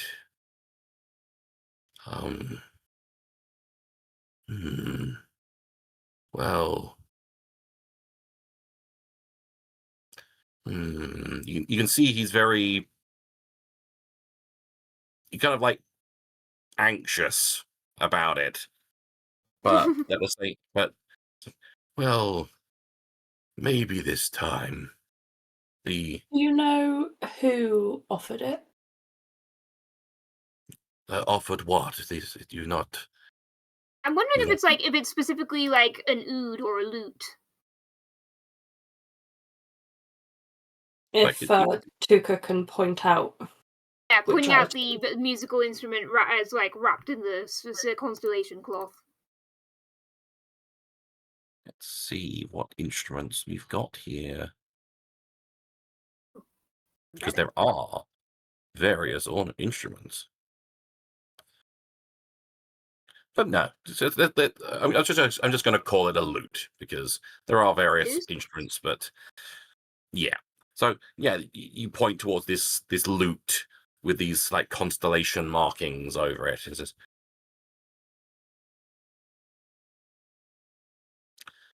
"Is it? No, who did give that? I believe that was Ilho."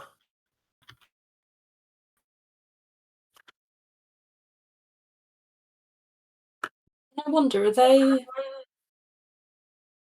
a trading kind of person? Not really. He's a very cantankerous old man, really. I see. I see. But maybe someone who might appreciate doing or a favor or something. You know. Not I was really. thinking. He's he's the kind of person who's at the age where he does most things just for spite.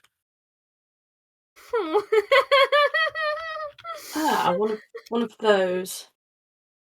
I mean, in the end, he has given this for the offering.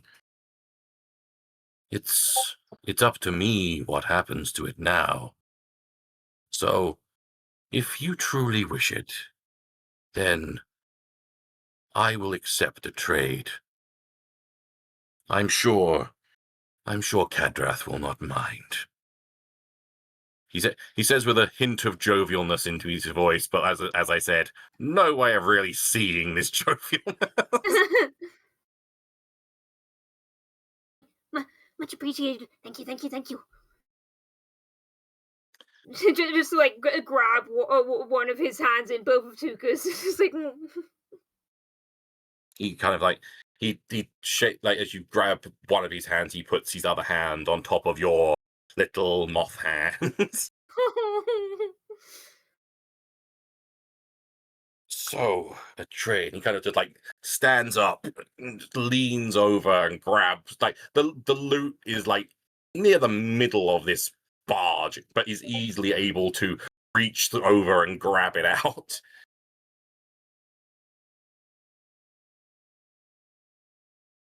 I know. And are you wishing to trade this letter for it, or? I'm waiting to so if you have value for a whisper, I can offer you one. And if you want a dancer for at some point in the festival, I can give it a shot. I have a 2 in flourish.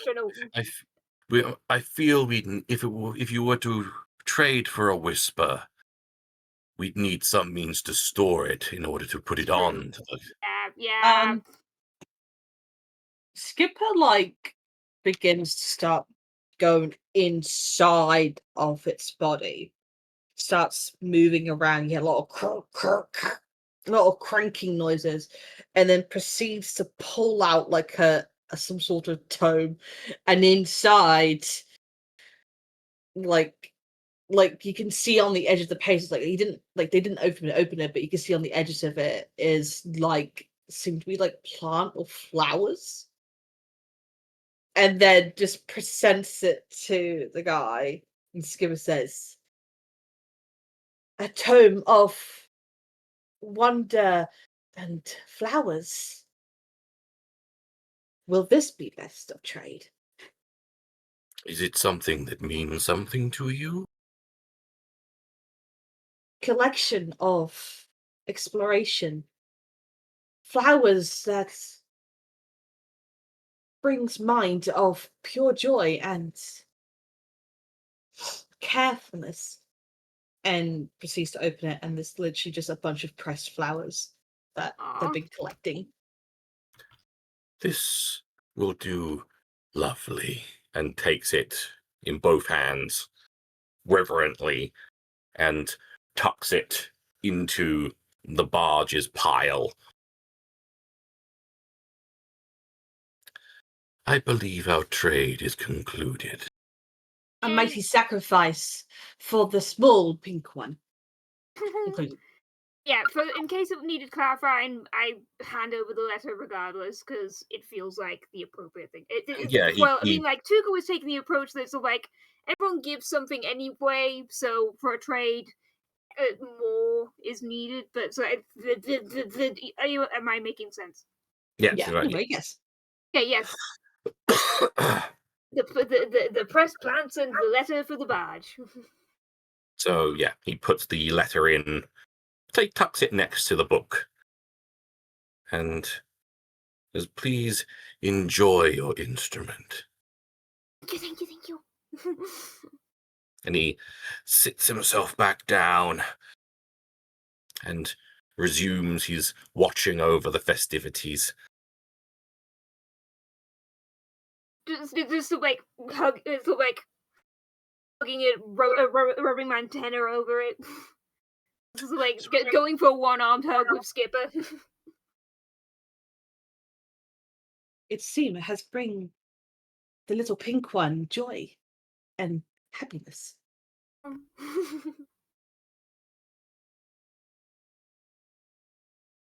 What?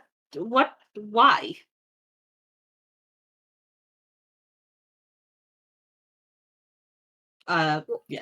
Yeah. Just says, why? I guess I'm wondering about what if there's any more details I could or should figure about the particular wreck that I found this thing in.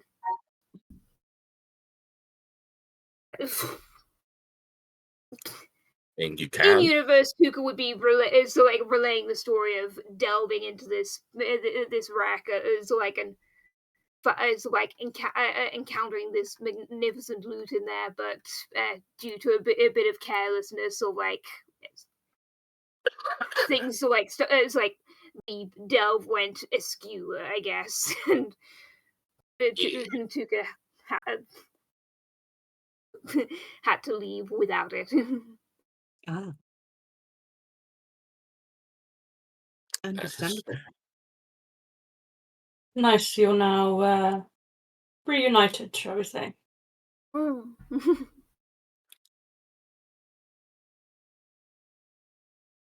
So, is there anything else that any of the rest of you would like to do or try and find at this festival before we get to a pivotal moment in it?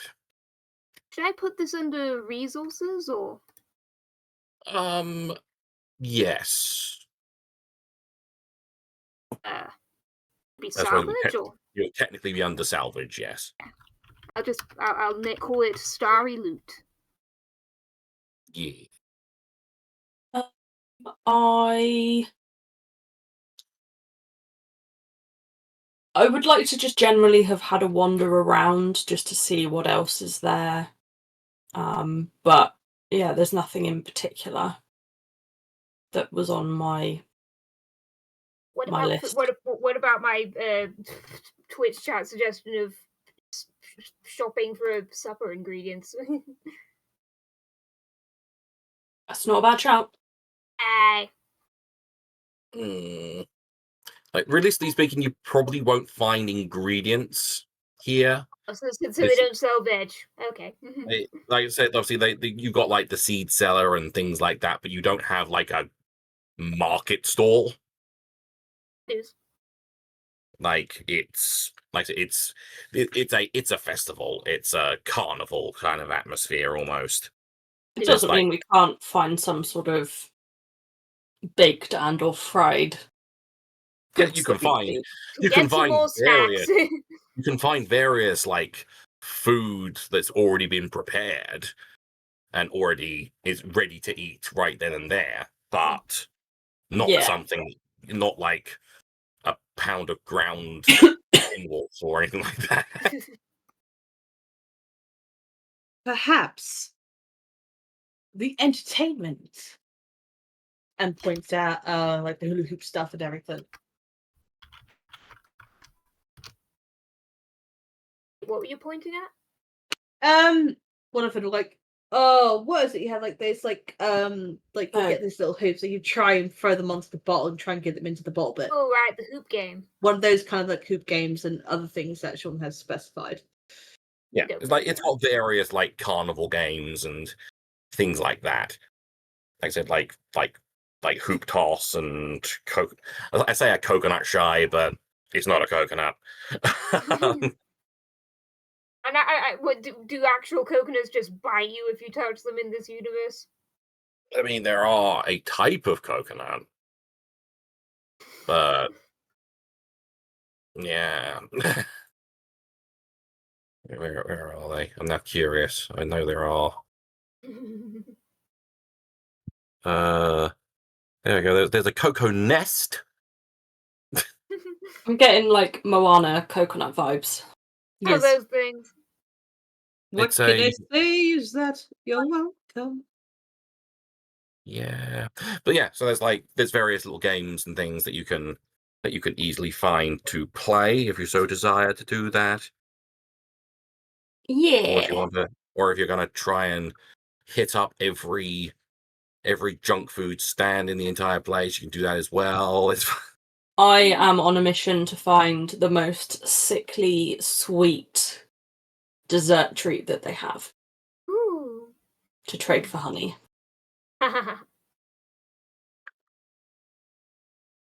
Because, bees. Bees. I have imagined that a lot of Trinnyx's scratch is just, would you like some honey? Yes. Well, I'm not sure which to go for first. Let's go for a game first. I want to play a game. I want to play a game. Skipper wants to play some games. So what game? I mean, this will be technically like a montage of you. You'll technically be playing multiple games, but what particular game are you going for first?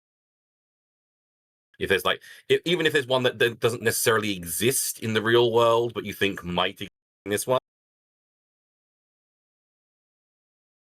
Ooh. Oh, you know what I would like to try?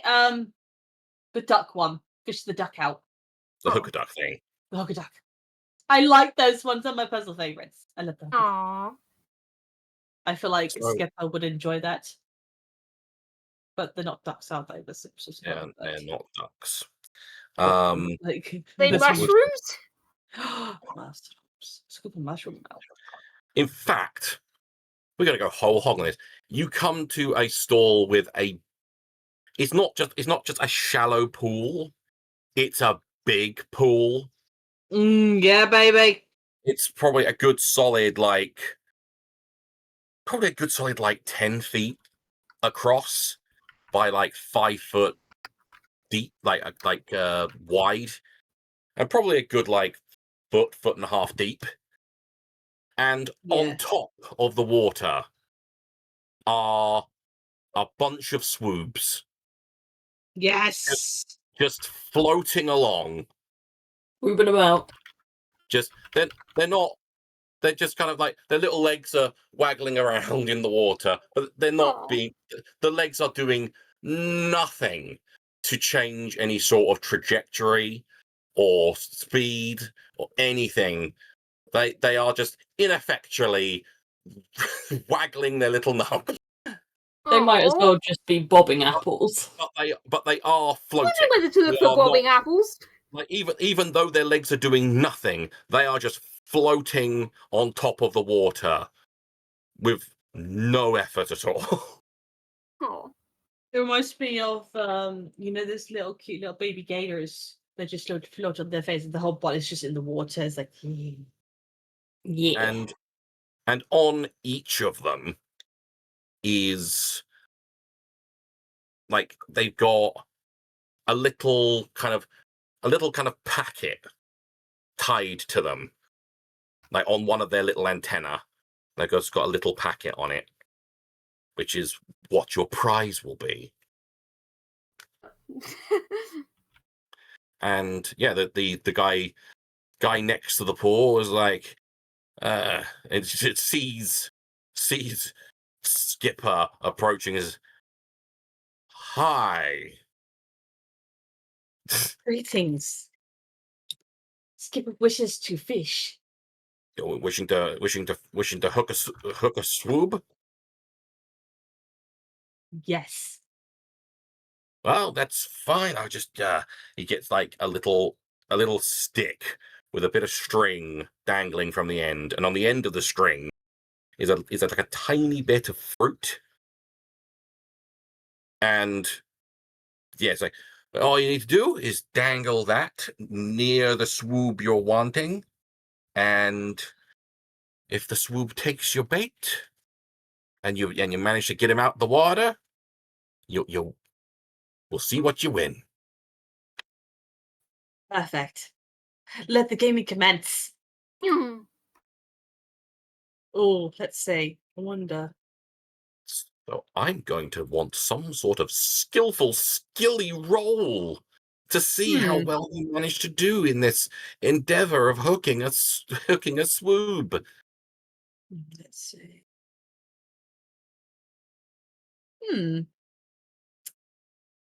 I have 2 or 3, 4 3 in mind of what might potentially be interesting to go for. So I might go for scavenge. So locate, collect, identify properties and value. Sense is pretty good, which is detect, intuit, and react. But then again, it probably won't. And there's tend, which is heal, calm, communicate with beast. I would say probably tend, because you're trying to convince this animal to bite. Definitely would like to go for tend. I would like to see if the swoob will accept the skipper in some way. Okay, bearing in mind you're not winning the swoob. You're winning Yeah. whatever prize is attached to the But the swoob. problem is, though, Skipper doesn't know that. Skipper Well, thinks we'll they're winning the He didn't notice, swoop. he didn't notice the packet. You will soon find it out. So you're wishing to roll tend, and do you have any edges that might add to that, or not, or Let's maybe? have a look. Oh, sorry, I am yawning out of.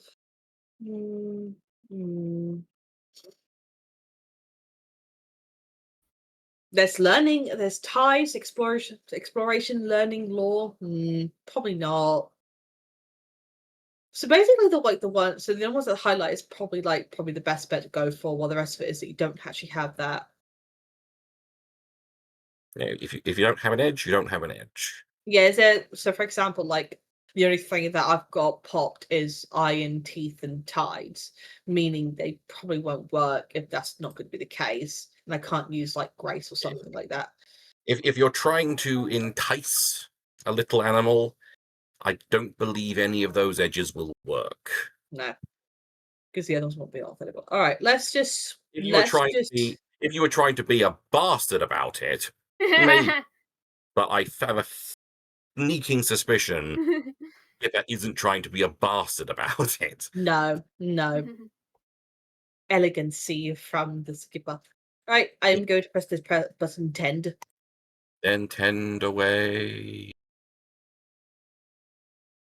Oh no! I knew this was gonna work. You try to fish. You're dangling the line in front of this particular swoop, and almost with just lightning fast, like a speed you would never have imagined with this. With this swoop, it just whips its I say head. It whips to the side, grabs the bit of fruit off the line, and rips it off. Oh no! And during the splashing grabbing of this fruit, they splash you in the faceplate, Handprints. and the little handprints get washed away. Oh no!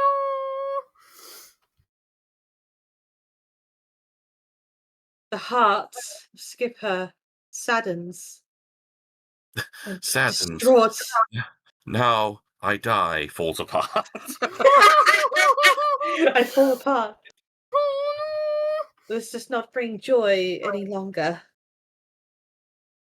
And proceeds to slump down on the corn salad. Oh. If you could move away from the stall, it'd be Oh kind of blocking foot traffic. One moment. A grieve is now in process. no! Oh no! If you could grieve somewhere else, you're in the other people are trying to play, and he's like, there's a couple of other people just trying to get by. Yeah, like probably like a couple of seconds later, like Skipper then gets up and starts like slumpily starts moving away with Tuka. I'm assuming at this point Trinnyx and like Tamyris are already fully off Skipper now. Yeah. I would assume At so, least one of them are wanting to do something else. because I know Trinnyx was on their way to consume. Yes. So you want to try and find the sweetest Sorry. of all the sweet things. Oh, yes. Let's see. Much Let's sugar, please. fucking see, shall we?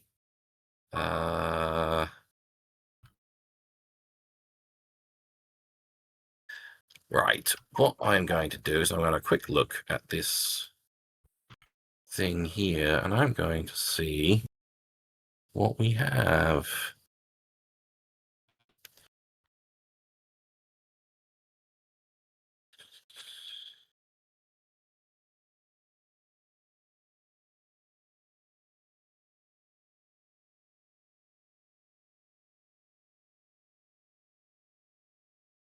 Kind of thinking like some particularly sticky pastry, or maybe like some sort of fudge like sweet. This is fair. So you go, you search and search. Your little bees trying to find the sweetest of the sweets. Mm-hmm. And you suddenly start you start smelling just the most delicious sweet smell, and you start going, you find the stall that it's there, and the stall is quite crowded, but you quite quickly get through to the front, and at the front you see there are these, again, skewers, because carnivals love skewers. Mm-hmm. There is skewers with a row of perfect strawberries. Ooh. In a row, glistening with kind of like a some sort of candied coating, a see-through candied coating, and drizzled with this multiple drizzles of different colors of like a sharp red, and then a purple, and then a kind of almost like a slightly different purple, kind of a more blue. And they are there's so many of these skewers. They look so delicious, and they smell so sweet. So sweet.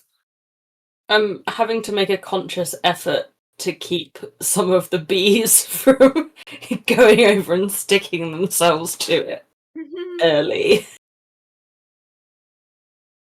And there's a I'm gonna say a gal. I'm gonna say there's a gal behind the counter.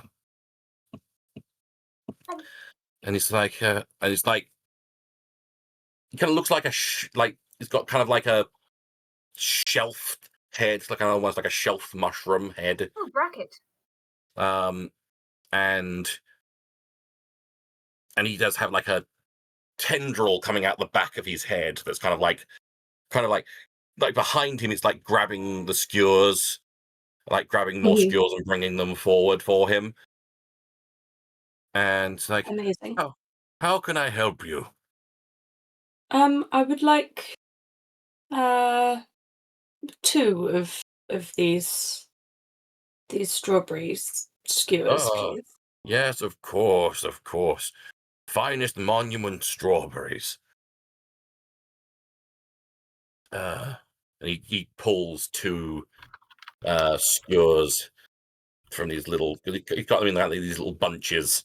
He like pulls 2 out and puts them on some paper and wraps them for you, and places them in front of you.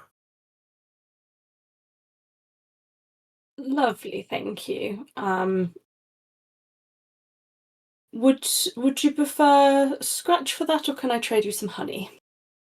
Oh, if you're going to offer me honey, then I can't resist that. Might be able to add another topping to the strawberries. Yeah.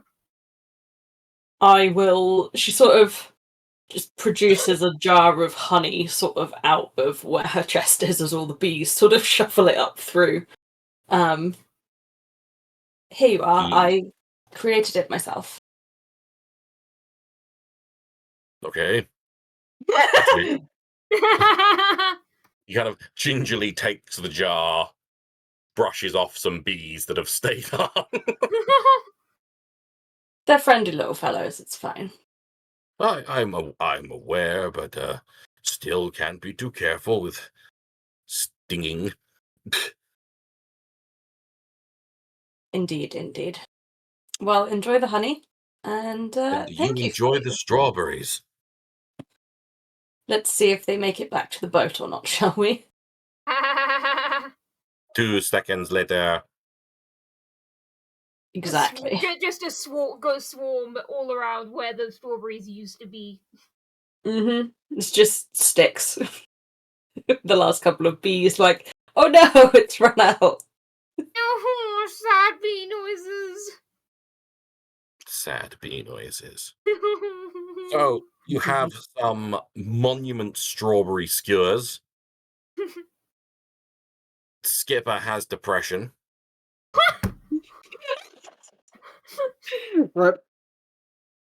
And so it's okay, Skipper. We'll get you some more colours. I mean, so like Tuka's idea was to try and look at the sea, and so I could just start thinking about just like, okay, what just making plans for fishing up our own swoob. And so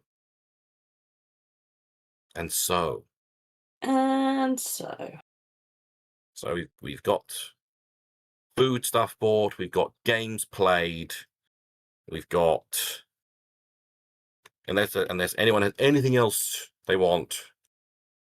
I would like to take Skipper back around to where the children were. After the sea watching. And yeah, take Skipper around to go and get some more colour. I join in this time because, like, unless someone overrules, like my suggestion of Tuka trying a little bit to try. Join us. You carry on. Join Like, us. I'm very happy to be diverted and to get a little bit of extra color myself. That is Would fine. join us. You mosey on round. The situation is explained, and they see some of the color has gone, and they rectify this with great abandon. Yay! And I I catch some of the powder flying off you. Hooray! They notice you trying to catch the powder and just start pelting you with it as well.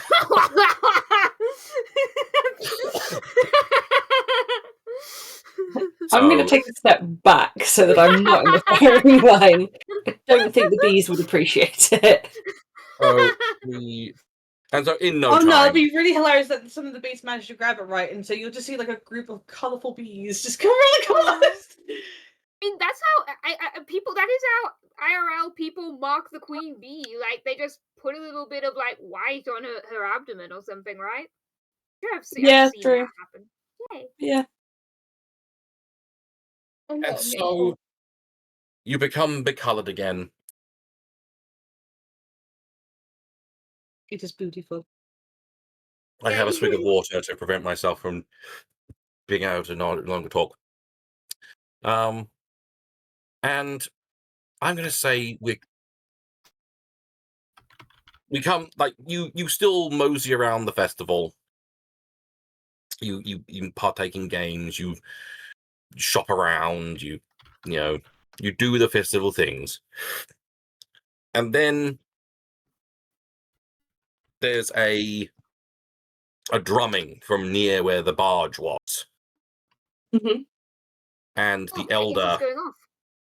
And this elder stands in front of the barge with a group of various people behind him, like, once again also in front of the barge, as if they are going to do something with it. Ooh. And the elder, like, holds his arms up.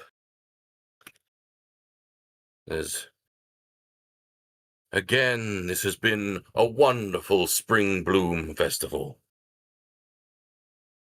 So many old faces and some new. And kind of like indicates Tuka in particular. Every year we send a gift into the seas for Kadrath in order to try to ensure his favor in the coming year. We do this again this year with full hearts and wish all our sailing brethren the best of luck in the coming seasons.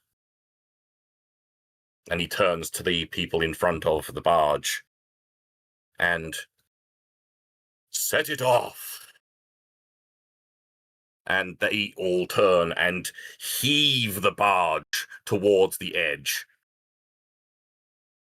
And just like heaving, the grunting, and eventually the leverage point goes over to the point where the barge tips and falls into the seas.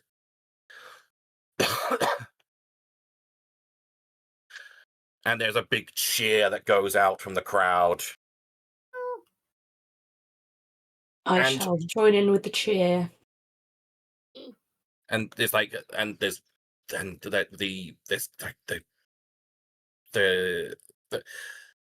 like I say, everyone's cheering. The drums start picking up again, almost to the point that you can barely hear a bell going on.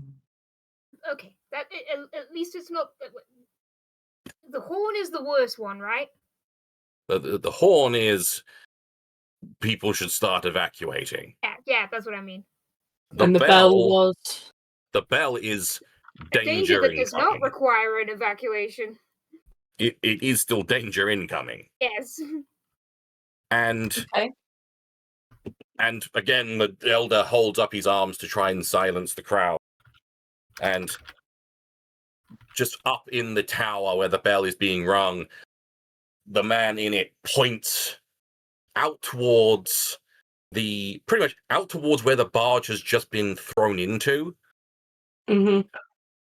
And upon looking, you see a lot of moving shapes Oh. coming over the waves. Just dozens upon dozens upon dozens of them. And as they start getting closer, you start hearing the telltale howls and yips of pinwolves. Oh no.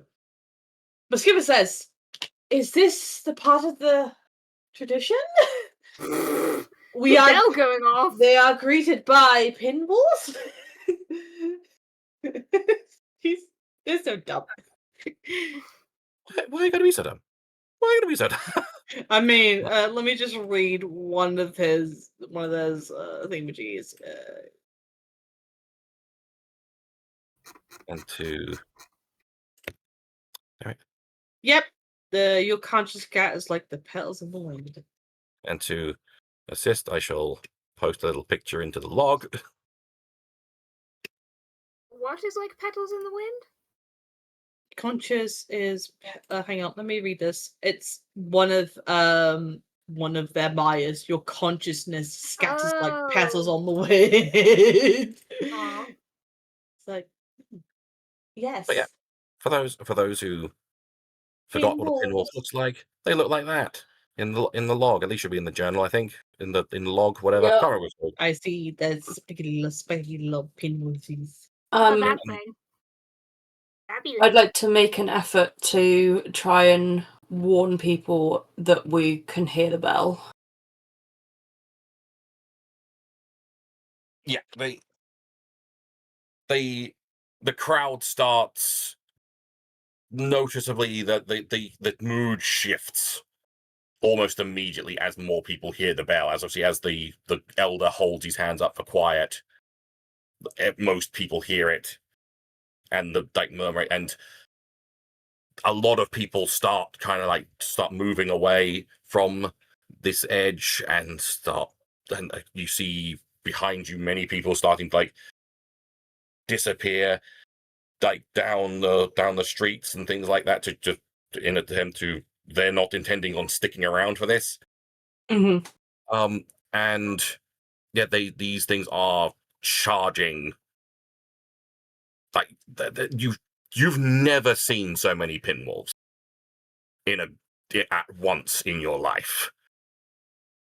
There must be probably at least between 50 or possibly 100. Oh, Oh, that wow. sounds like more than we can handle. The people of immediately the people who push the barge into they immediately start go to there seems to be some sort of almost like a garrison next to this area and proceed to gather spears and swords, and other people from the and people for as much as people are leaving this area, there are also people coming back down the streets with weapons and things like that. So it's the militia of the town are gathering in order to Nice. in order to protect the town. Yeah. And you see your captain also drawing his sword and pulling his gun and kind of like looking to you all, just like giving a nod.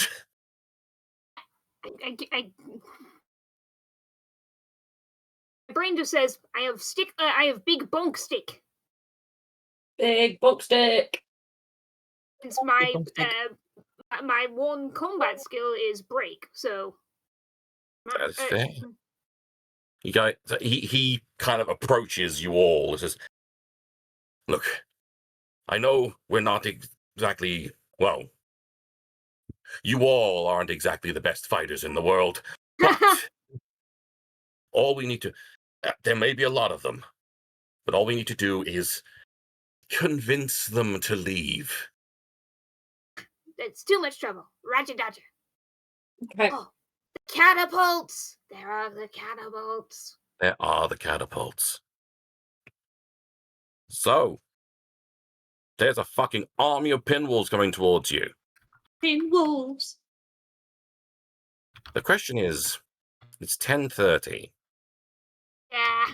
Do we leave this for next time? If any, wow. Yeah, I think mean, so. I thought it was a good place for a cliffhanger, so that was what I was expecting. Yeah. Yeah. I think it's a good place for a cliffhanger too. I- So, we leave our crew temporarily as they... That's what I better call the cameraman. They're their weapons of choice to face off the pinwolves. On a side bit, at some point later, once whatever happens, I'd quite like to try and cover Skipper in a layer of wax to try and keep the colour in place. I love you so much. That's so adorable. Aww. Aw. Basically, I wanted to do this in a way of like adding some character to them. Like this is like kind of Yeah. adding some storyline, like Yay! character creation kind of bit, just adding final touches of the character. But That yes, is fair. that's So, later post Pinwolves. that is later, once you all die from pinwolves. Pinwolves. I just can't help but So, think of that we one leave character our- as pinwolves. We leave our crew temporarily, them brandishing any weapon they may have or possibly approaching the large catapults, ready to hold off the army of pinwolves. Will they survive? Will they fall? Only next time will you find out. Next Then time we- on Yu-Gi-Oh! GX. Wait. Then we play the theme tune here.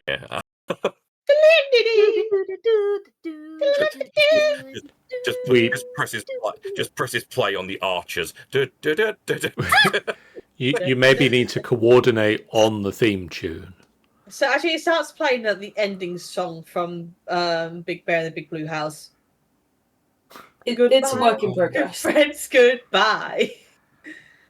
It's Well, I'm time back. to die. I'm back to say thank you guys so much for watching. If you haven't done so already, please do hit that follow button. It's a great way for you guys to know we go live. A completely free way that you can support us on the channel. It really does mean a lot to us. I feel that I should also say thank you to Random Shan for resubbing with Prime for subbed for 15 months. What a nerd.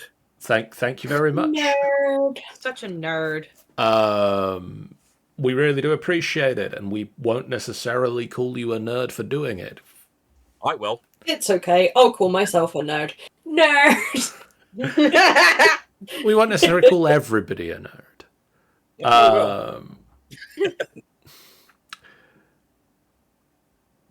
We have a Discord you can join to chat with us about the games we're playing and things that we're doing, and we'll answer questions about Wildsea in there, as well as other TTRPG-related questions. If you have those things, go to the Discord and chat. That's what it's there for. We have a YouTube channel that you can go to catch up on all the previous things, what we have done. We have a website, finalbossfight.co.uk, that you can catch all the stuff that we do up on there. That includes videos, audios, photos. There's a shoppy. I need to remember to pester Shan about the thing that they have that I need to put in the shop.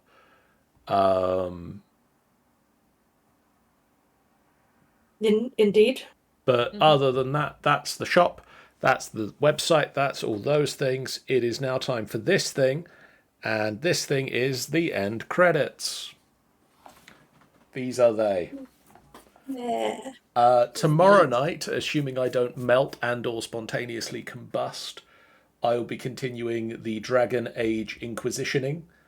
The side quests continue. On Wednesday, hopefully, we're going to be seeing some more of our midweek or midmeek Minecraft. Last time, we didn't have a Tanny because they were busy making a character for Wildsea. And we didn't have a Jen because we still don't have a Jen. So Ben and I were left alone and we started making a nuclear reactor. So tune in this week to see how well that goes.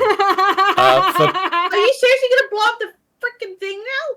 No, reactor. Not bomb. Reactor. Yeah, but what happens if it reacts in a bad way? It only irradiates things. It doesn't explode. But what if it reacts in a bad way? What if it doesn't? It's why we've built it nowhere near any of our stuff. It's fine. You'll just have a blocky Chernobyl, not. Yeah, it's fine. It's perfectly safe. It's way over there. Way over underneath where Jen's base used to be. But used to be, not the one that they're still living in. Not the one they care about. Their old base. We just put it. We just tucked it just gently next to Tanny's base. It's fine.